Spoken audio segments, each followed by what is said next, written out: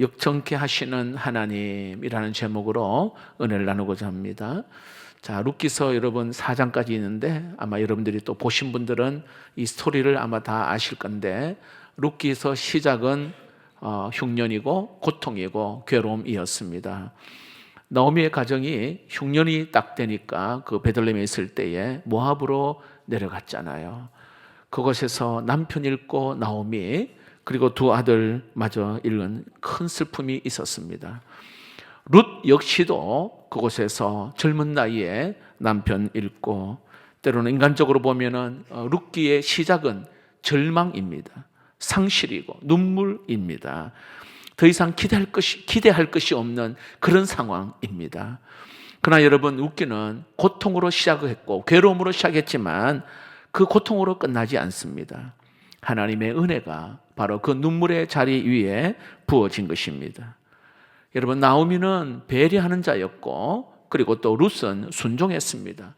그리고 보아스는 기다렸다. 지난주 금요 성경 말씀드렸죠. 그 결과 하나님은 바로 룻과 나오미의 이 가정을 하나님이 역전시켜 주셨습니다. 눈물이 찬송으로 바뀌었고 절망이 소망으로 바뀌는 그런 은혜를 경험하게 된 겁니다.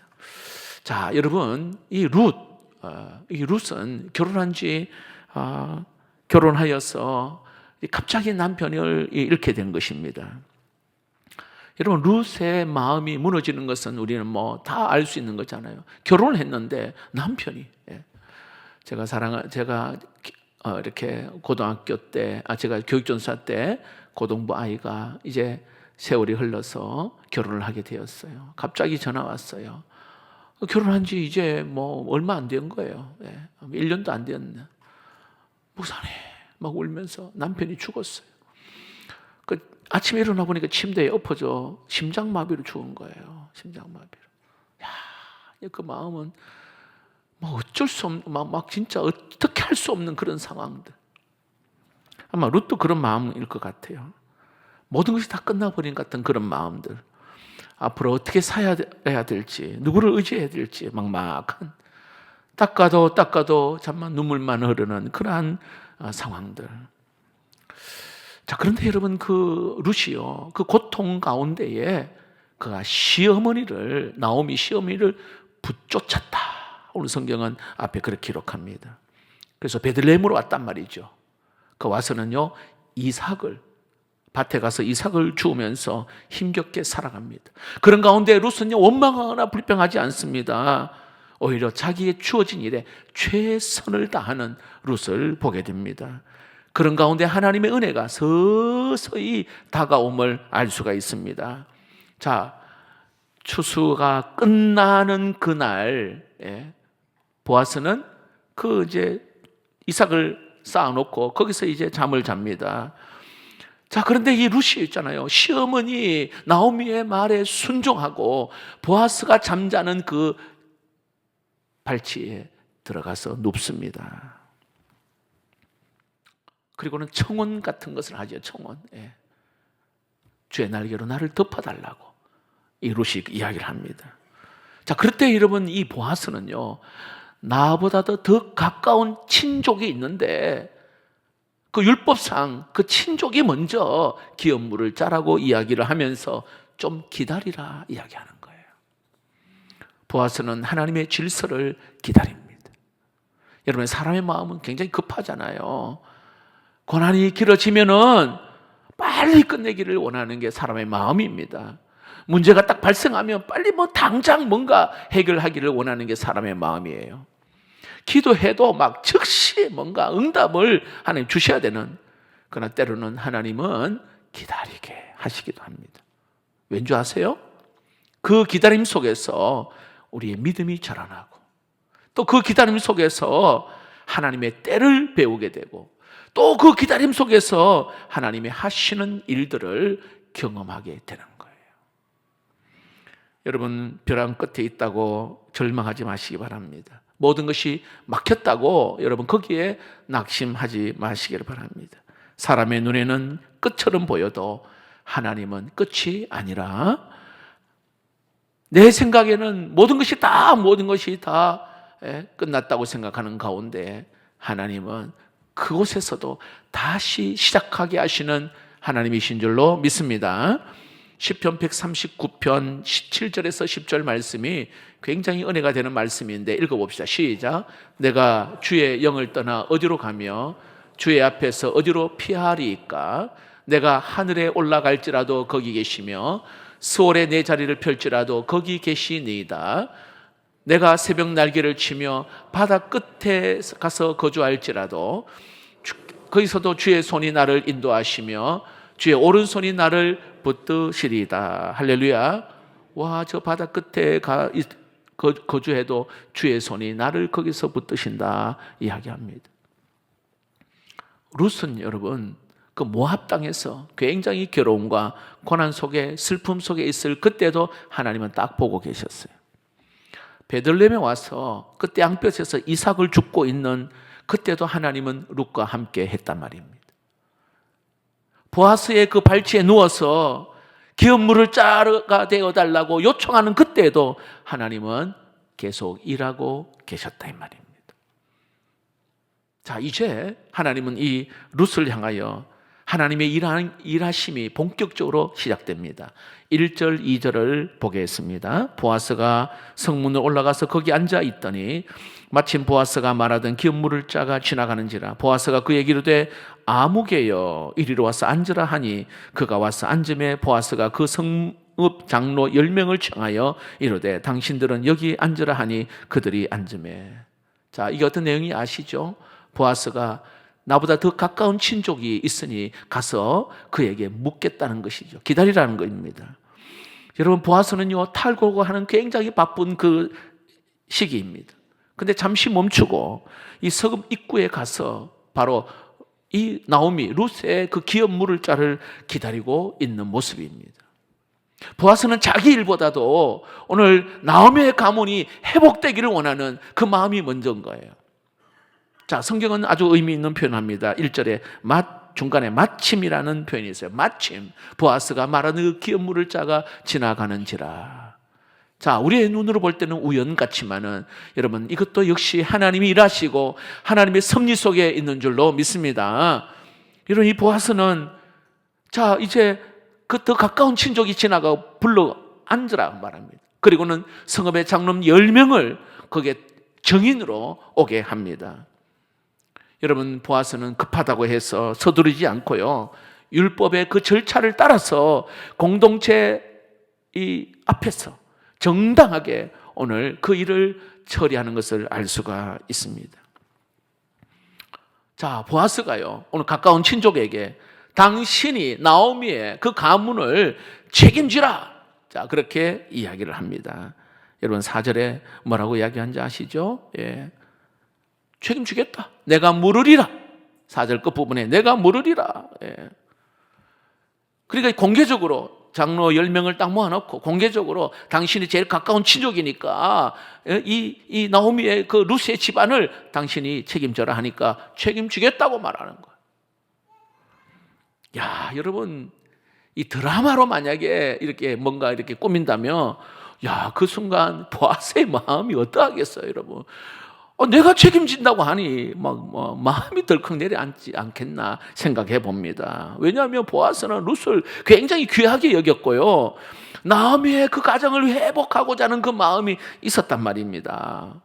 그런데 율법에 따라 가까운 친족이 먼저 우선권이 있으니 그 따라야 된단 말이죠. 자, 그런데 여러분 이때 보아스가 그 기업물을 가까운 친족인 기업물을 자에게 어떤 말을 하는 줄 아세요? 5절을 봅시다. 5절에 보아스가 이르되 네가 나오미의 손에서 그 밭을 사는 날에 곧 죽은 자의 아내 모압 여인 룻에게서 사서 그 죽은 자의 기업을 그의 이름으로 세워야 할지니라. 자, 나오미의 그 가문을 다 책임진다는 건 어떤 의미인 줄 아세요? 룻과 결혼을 하고 죽은 자의 그 이름을 기업에 남겨야 된다. 오늘 그 이야기를 하는 거예요. 여러분 신명기 25장에는요 한 여인이 결혼하여 남편이 죽으면요 그 동생이 그 여인과 결혼하여서 책임지는 율법이 정해져 있단 말이죠. 보아스가 바로 그 율법의 정신을 따라서 당신이 진짜 가까운 친족이라면 그 전체를 다 책임져야 된다. 나오미뿐만 아니라 룻도 책임져야 된다고 말해요. 그리고 만약에 거기에 죽은 자의 자의 이름이 끊이지 않도록 그 기업을 이어가야 된다, 이렇게 말합니다. 자, 그런데 여러분, 여기에 보아스가 어떤 말을 하냐면 일부러요, 모압 여인 룻을 강조하는 거예요. 모압 여인 룻을 강조하는 겁니다. 여러분, 이 사람은 이름이 없어요. 아무개예요.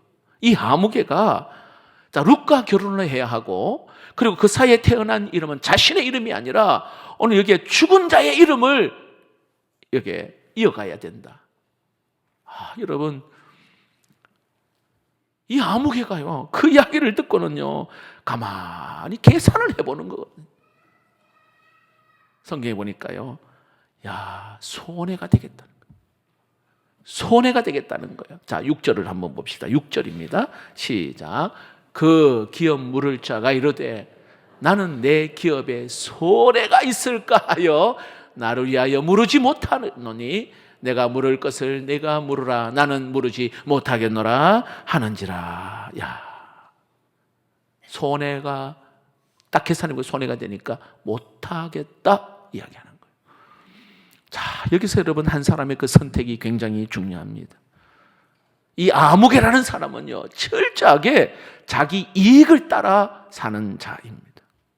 처음에는 좀 유익이 될 것 같아서 내가 하겠다, 내가 물으겠다, 그렇게 책임지겠다고 했는데 자기가 손해가 될 것 같으니까 어떻게 해요? 곧바로 나는 못하겠다. 그 기준이요, 하나님의 말씀이 아니었습니다. 이렇게 이 가정을 회복시키는 것도 아니었고요, 나오미의 그 아픔, 룻의 그 눈물, 또 여기에 그 마음은 중요하지 않았어요. 그에게 중요한 것은 내 기업에 손해가 있을까? 유익이 있다 생각하고 시작했는데 손해가 될까? 그러나 못하겠다는 거예요. 철저하게 자기 이익을 따라 사는 자. 여러분, 가만히 여러분 우리의 삶을 돌아보십시오. 굉장히 우리는 이기적이고 개인주의고 자기 이익을 따라가는 거 하나님이 기뻐하지 않습니다. 자, 일을 하면 내가 손해되지 않을까? 내 시간 빼앗기진 않을까? 내 돈 나가는 거 아닐까? 자, 여러분 한번 상황을 보세요. 괜히 이거 책임진다고 말한 건 아닌가? 이게 여러분 아무개의 마음이에요. 주일을 할 때도 마찬가지고, 여러분 주변에 학교에서 우리 공부할 때도 마찬가지고, 직장 생활할 때도 마찬가지입니다. 자, 반면에 보아스는요, 달랐습니다. 자기 이익보다 하나님의 말씀을 더 중요하게 생각을 한 겁니다. 자기 재산보다도 여기에 하나님의 율법에, 그 말씀에 순종하는 것을 더 귀하게 여겼다, 이 말입니다. 자기 이름을 남기는 것보다도 오늘 그 가문에, 무너지는 그 가문을 세워야 하겠다는 것이 가장 먼저였다. 여러분, 우리는 어떤 결정을 내리는 순간에 자, 무엇을 보고 내가 선택하는가, 이거 굉장히 중요합니다. 손익을 따라가는 것이 아니라 하나님 말씀이 지금 나에게 뭐라고 말씀하십니까? 기도할 수 있기를 바랍니다. 진짜입니다. 우리가 선택하는 일들이 많잖아요. 막 갈등하는 일이 많잖아요. 하나님의 말씀은 뭐라고 하시는가? 뭐라고 하시는가? 어느 며느리가 시어머니를 모시게 됐는데 시어머니는 건강이 좋지 않아요. 성격도 부드럽지 않고 참 때로는 힘듭니다. 주변에서 말해요. 요즘 누가 그렇게 합니까? 형제들 다 나눠서 해야지 왜 당신만 책임집니까? 당신 인생도 살아야 하잖아요. 근데 그 말이 이해가 되는 거예요. 여러분, 실제로 부모님을 모시는 건 쉽지 않잖아요. 시간 들고 경제적인 그러한 부담도 되고 인간적으로 생각해보면 손해가 되는 게 많다, 이 말이에요. 근데 이 며느리가 하나님 앞에 기도하면서 마음을 가졌습니다. 하나님께서 내게 맡긴 자리라면 내가 할 수 있는 만큼 사랑으로 내가 감당하겠습니다. 그렇게 시험을 섬겼어요. 때로는 진짜 눈물 날 정도입니다. 억울한 마음도 있어요. 근데 여러분, 그 섬김을요, 자녀들이 보았단 말이에요. 자녀들이.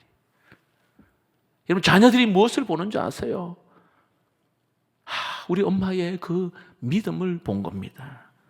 말로만 예수님을 믿는 것이 아니라 정말 힘든 자리에서도 그저 여기 말씀을 따라 살아가는 그 신앙을 본 거예요. 훗날 그 자녀들이 말합니다. 엄마가 할머니 이렇게 모시는 그 모습을 보면서 신앙이 무엇인지 배웠다는 거. 엄마가 시어머니에게, 우리 할머니에게 아는 걸 보면서 나도 그렇게 해야 되겠다, 이걸 배웠다는 거예요. 여러분, 하나님을 사랑하고 계명을 지키는 것은 지금 당장에 내가 손해되는 것처럼 보일 수도 있습니다. 그러나 여러분, 믿음의 선택은 바로 자녀의 마음을 하나님께서 그 마음에 정말 이렇게 사랑하는 그 마음을 갖게 하고 가정의 신앙의 유산이 이어지게 되어지고 하나님이 기억하시는 그러한 복된 그 가정으로 하나님이 세움을 알 수가 있습니다.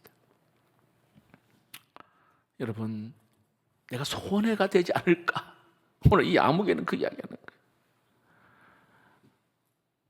자, 오늘 여기 보세요.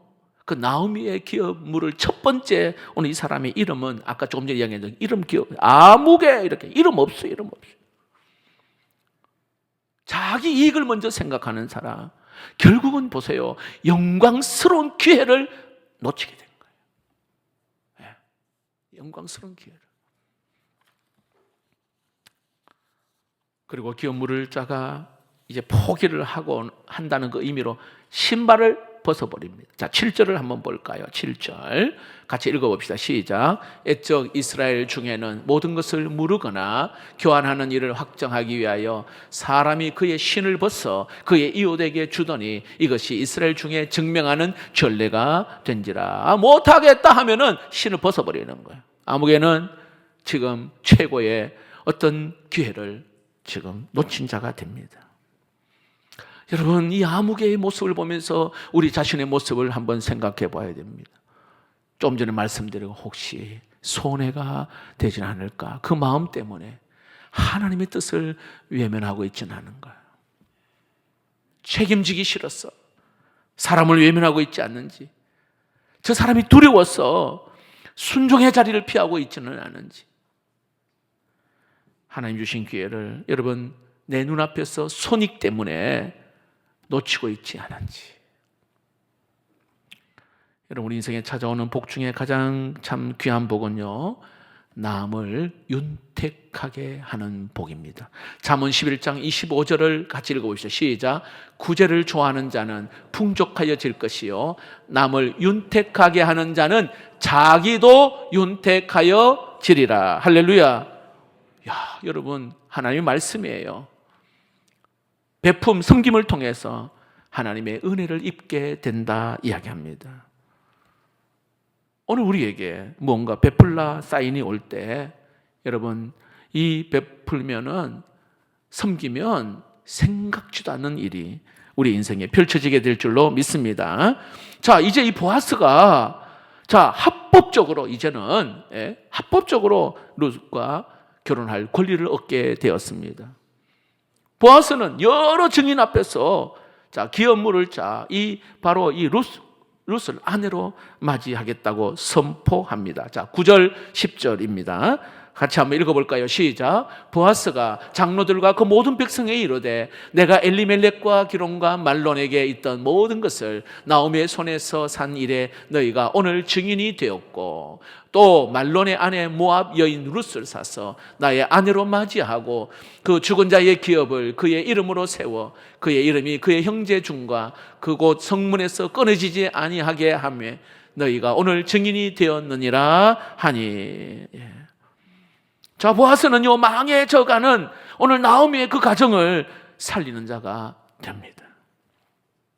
여러분, 죽어가는 자를 살리는 자가 되기를 축복합니다. 오늘 여러분 오시는 분들, 오늘 이렇게 어떤 이유든 간에 이 자리에 온 건 진짜 성령이 이끌어 주셔서 오게 된 건데, 여러분 그 개인이나 가정이나 어떤 형편 상관없이 어떻게든 저 한 영혼을 살리고자 하는, 회복시키고자 하는 그 마음으로 여러분 우리가 오늘 모시고 왔잖아요. 눈물 흘리는 자의 눈물을 닦아주는 자, 하나님 참 귀하게 봅니다. 그렇게 하면은요, 하나님이 내 눈물도 닦아주셔요. 오늘 그 이야기예요. 주의 무거운 짐을 진 자, 무거운 짐을 지고요, 헐떡거리면서 힘겨워하는 자, 그 사람의 짐을 대신 져주잖아요. 그러면 하나님은 우리의 인생의 짐도 대신 져주시는 줄로 믿습니다. 보아스가 오늘 죽어가는 이 기업을 책임지겠다 하자 온 성에 있는 사람이 막 축복을 하는 거예요. 자, 11절을 봅시다. 11절 읽어봅시다. 시작. 성문에 있는 모든 백성과 장로들이 이르되 우리가 증인이 되나니 여호와께서 내 집에 들어가는 여인으로 이스라엘 집을 세운 라헬과 레아 두 사람과 같게 하시고 내가 에브라스에서 유력하고 베들레헴에서 유명하게 하시기를 원하며. 보아스가 정당하게 오늘 여기에 룻을 아내로 맞이합니다. 작은 베들레헴에 큰 축제가 있었어요. 13절 읽어봅시다. 시작. 이에 보아스가 룻을 맞이하여 아내로 삼고 그에게 들어갔더니 여호와께서 그에게 임신하게 하심으로 그가 아들을 낳은지라. 룻이 여러분 보아스와 결혼하는 것은 그 당시 상황으로 봐서는 도저히 이해가 되지 않아요. 왠지 아세요? 자, 유대인들은요, 이 이방 여인과 결혼하는 거 굉장히 꺼려하고 있을 수 없다고 생각합니다. 거기다가 한 번 실패한 여인이잖아요. 불가능한 일이에요. 참 여러분, 눈물로 시작한 이 여인이 지금 행복이 펼쳐지고 있는 이 장면을 오늘 말합니다. 자, 그런데 여러분 우리가 눈여겨볼 것이 13절 다시 한번 보시면은 두 사람이 결혼하여 아이가 생기는데 여호와께서 임신하게 하셨다, 이렇게 말해요. 여호와께서 임신하게 하셨다. 자, 무슨 이야기냐면 여러분, 그 나오미가 모압 땅에 갔단 말이에요. 가서 아들이 결혼했는데 10년의 세월이 흘러서 10년. 거기에 거주한 지, 결혼하여 거주한 지 10년이 되었다. 아이가 없었어요. 그 기간이 정확하게 길게는 10년, 짧게는 학자들은 10년 안쪽인데 그 기간이 길었다는 것이죠. 하나님의 특별한 은혜가 오늘 이 가정에 임한 거예요. 하나님이 여호와께서 임신케 하셨다. 하나님이 새 생명을 하나님 그 가정에 잉태케 하신 겁니다. 평범한 사람은 여러분 하나님의 은혜가 임해도 별로 잘 깨닫지를 못해. 하지만 여러분, 이 룻은 자신의 인생에 이렇게 놀라운 역전을 일으킨 것은 전적인 하나님의 은혜이고 하나님의 손길이었다는 것을, 은혜라는 것을 알게 된 거예요. 오늘 우리 정유나 자매가 계속해서 이야기한 것이 은혜, 그 다음에 감사였어요. 여러분, 지옥과 같은 북한에 있어 보지 않는 사람은 여러분 그 말이요 진짜 가슴에서 나오는 말 못 알아듣습니다. 자, 여기 오늘 여기 계신 분 중에서 내가 처절한 고통과 아픔과 슬픔 가운데 경험한 사람하고 그냥 무난히 아무 큰 어려움 없이 그 인생을 지난 사람하고는요 진짜 달라요. 저는요 우리 교회가 전도하는 교회, 성경교회를 왜 그렇게 강하게 이야기하냐면 반드시 복음이 들어가면 그 인생이 확 달라진다는 걸 저는 막 100% 많이 1000% 확실하게 알기 때문에 계속해서 영혼 구원에 이야기를 하는 거예요. 근데 해도 안 됩니다. 어렵습니다. 아직 아직까지 그 놀라운, 물론 어렵죠, 힘들죠. 그럼에도 불구하고 포기하지 않고 계속해서 복음을 전하고 초청하고, 그런 가운데 인생이 바뀌어. 오늘 여기에 우리 장로님 되시는 분들하고 여기에 권사님, 목사님 나는 옛날에 진짜 하나님을 완전히 거부하고 잘 안 믿었던 그런 자였는데 지금 이렇게 교회 중직이 되고, 얼마나 그 간증을 들어보면 놀랍습니다. 죽을 뻔한 사람이 살아서 오늘 이렇게 이 자리에, 그 감격이 있잖아요. 여러분, 지금도 방황하고 죽고 싶고, 지금도 세상에 그냥 즐거움에 그 은혜를 모르고 사는 자, 오늘 우리를 통해서 하나님이 복음을 전하게 하고 이 자리에 초청케 하고 예수 믿게 하는 줄로 믿습니다. 여러분, 나오미 역시도 여기에 베들레헴에 돌아왔을 때 나오미가, 나 이제 이렇게 나오미라 부르지 말고 마라라 불러달라, 쓴 인생, 괴로운 인생이었다, 오늘 그렇게 이야기합니다. 그런데 여러분, 여인들이 이 나오미에게 찾아와 가지고는요, 나오미를 보고 축복해주고 이렇게 찬양을 하고 있어요. 14절 15절을 보겠습니다. 읽어봅시다. 시작. 여인들이 나오미에게 이르되 찬송할지로다, 여호와께서 오늘 내게 기업 물을 자가 없게 하지 아니하셨도다. 이름이 이스라엘 중에 유명하게 되기를 원하노라. 이는 내 생명이 회복되이다. 내 노년의 봉한 자가 곧 너를 사랑하며 일곱 아들보다 귀한 내 며느리가 낳은 자로다 하니라. 여인들이요, 며느리가 낳은 이 아이가 이스라엘의 유명한 자가 될 것이다 라고 막 축복을 하는 거예요. 축복을 하는 거예요. 그동안 여러분, 나오미는 눈만 뜨면 외로움, 고통, 슬픔, 괴로움, 가난, 배고픔, 이게 나오미 그 단어가 따라왔는데, 이제는 찬양, 기쁨, 칭찬, 축복, 이게 지금 따라오고 있는 상황입니다. 나오미는 캄캄한 자신의 인생에 환한 빛이 다가옴을 그는 알게 됩니다. 16절 17절 읽어봅시다. 시작. 나오미가 아기를 받아 품에 그의 양육자가 되니 그의 이웃 여인들이 그에게 이름을 지어주어대 나오미에게 아들이 태어났다 하여 그의 이름을 오벳이라 하였는데 그는 다윗의 아버지 이새의 아버지였더라. 하나님의 축복은요, 오늘 나오미의 그 당대로 끝나는 것이 아니라 어떻게 해요? 다윗 왕가로 연결됨을 알 수 있습니다. 와, 여러분이 놀랍지 않아요? 자, 오늘 여러분 이제 마무리를 하겠는데요. 자, 중요한 것 마무리합니다. 오늘 여기에 나오미, 룻, 보아스, 이 세 사람 다 인생이 역전이 되었어요. 인생 역전이 되었어요. 어떻게 역전이 되었을까? 자, 보아스는 베품과 섬김으로 인생이 역전이 되었어요. 보아스는요, 어머니가 기생입니다. 기생 라합. 어릴 때부터 기생의 아들이라는 이름을 사람들이 이야기했지 않겠어요? 결혼도 쉽지 않았고, 여러 가지 힘들었을 거예요. 그러나 이 보아스는요, 하나님을 신뢰하며 살았고 베푸는 삶. 그 불쌍한 나오미의 그 가정을 보니까 뭔가 살리고 싶거든요.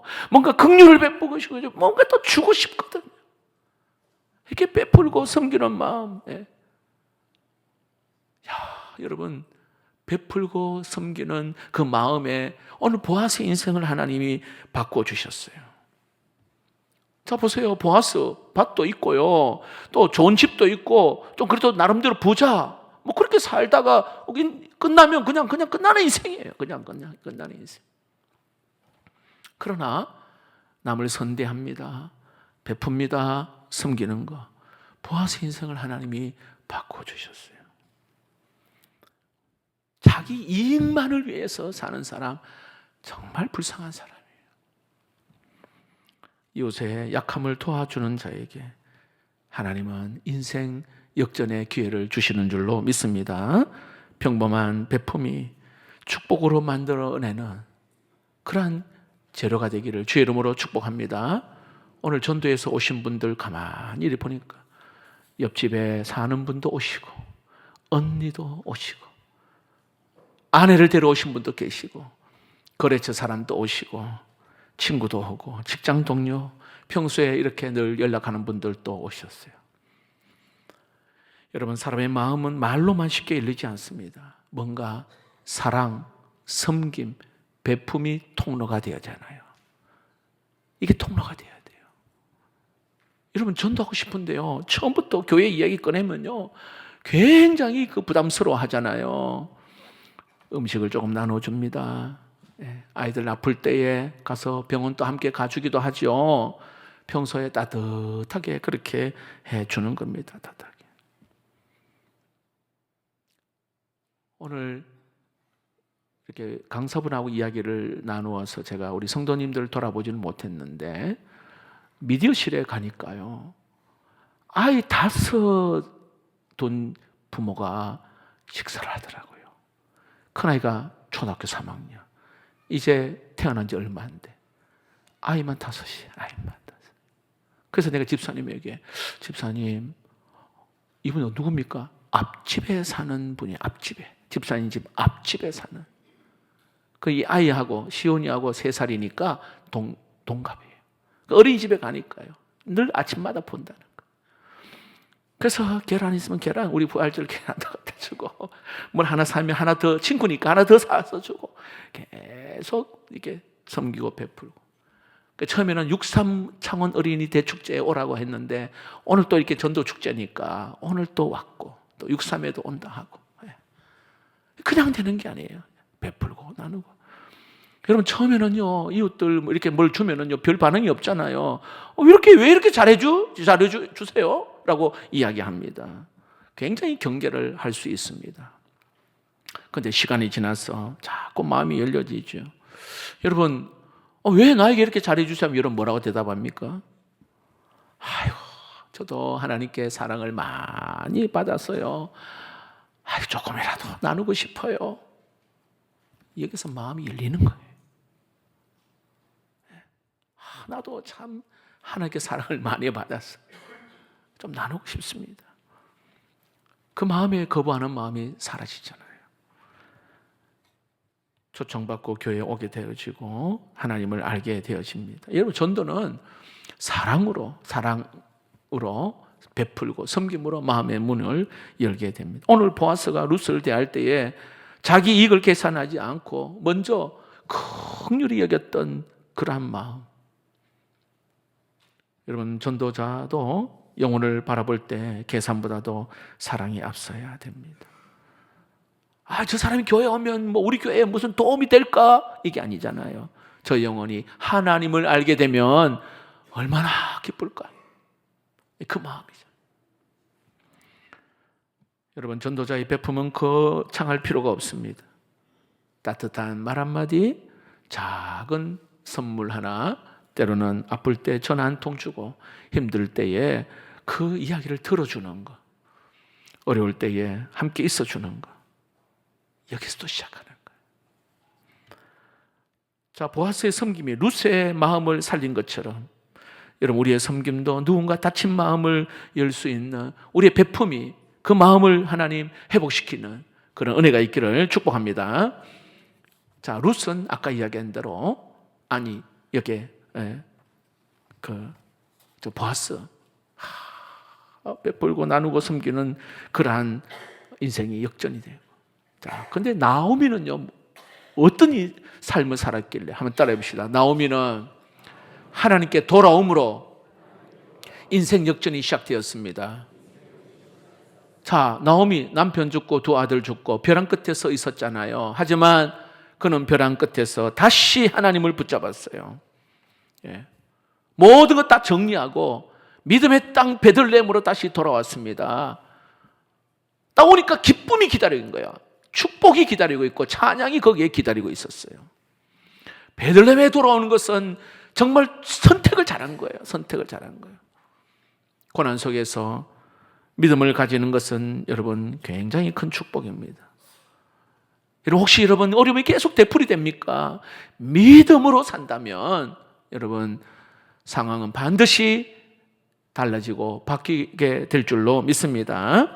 나오미는 자신의 가문이 다윗 왕가가 될 것이라는 거 모르고 죽었어요. 나오미는. 예. 다윗 왕 예수 그리스도가 날 걸 모르고 죽었단 말이죠. 죽은 후에 바로 그 가문이 다윗의 왕가가 됩니다.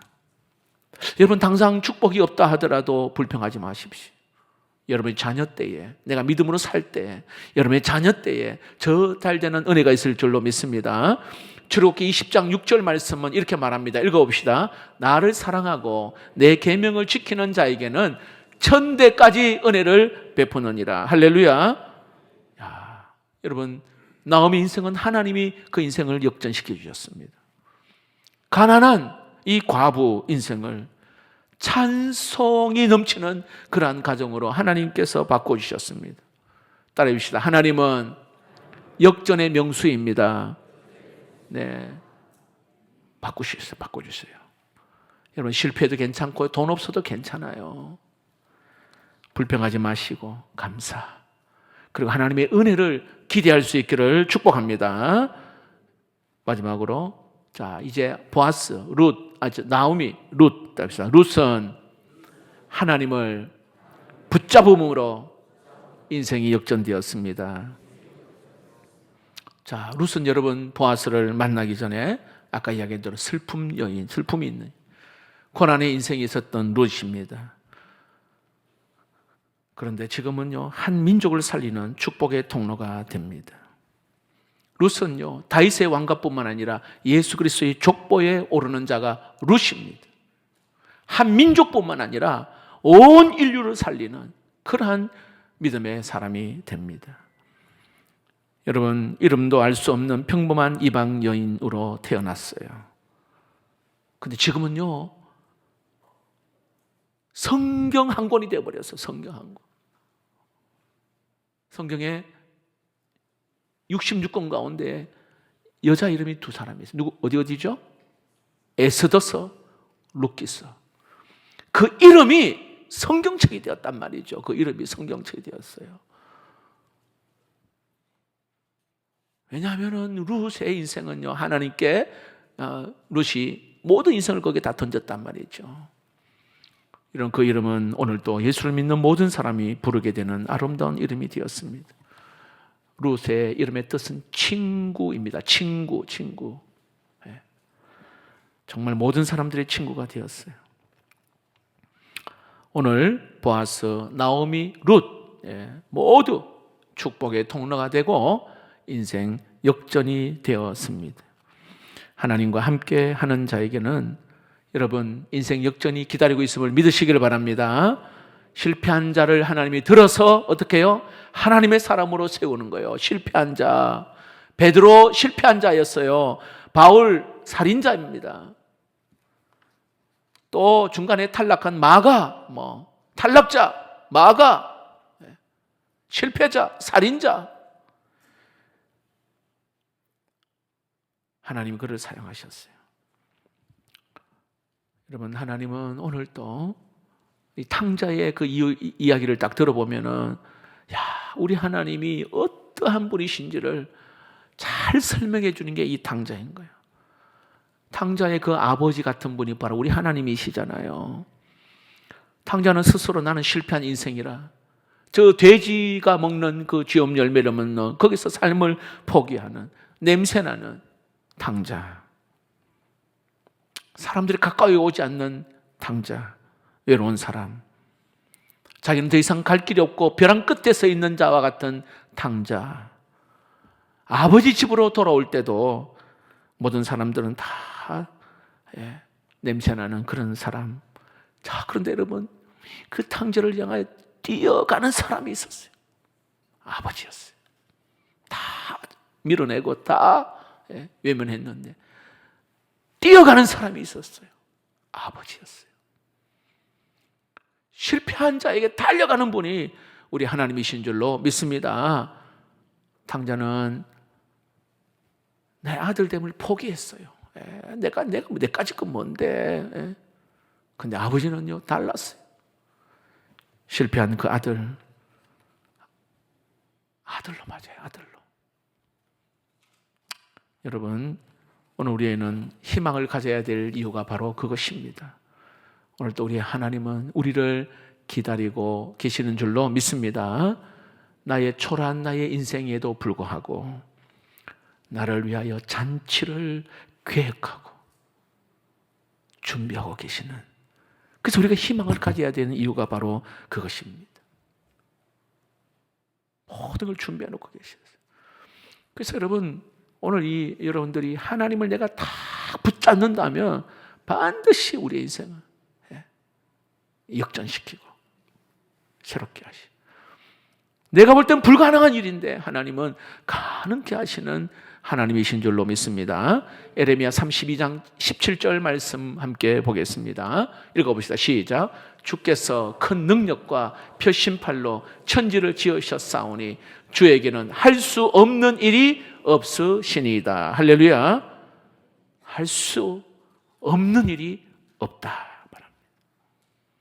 여러분, 오늘 여기 계신 분들, 그리고 또 VIP, 하나님 만나면 다 끝납니다. 모든 게 다 해결돼요. 하나님 진짜 만나면. 여러분, 정유나 자매가 하나님을 만난 사람 맞습니까? 들어보면 알잖아요. 예. 하나님을, 성령을 체험했어요. 그렇지 않고는요, 그 간증이 안 되는 거예요. 오늘 여기에 우리 청소년, 청년들 계속 저도 기도하고 우리 성도들 기도하는데 진짜 인격적으로 하나님을 만나면 게임 끝난 거예요. 진짜입니다. 여기 아버지 되시는 분들 성령을 체험하고 하나님을 깊이 만나면요 진짜 달라집니다. 달라져요.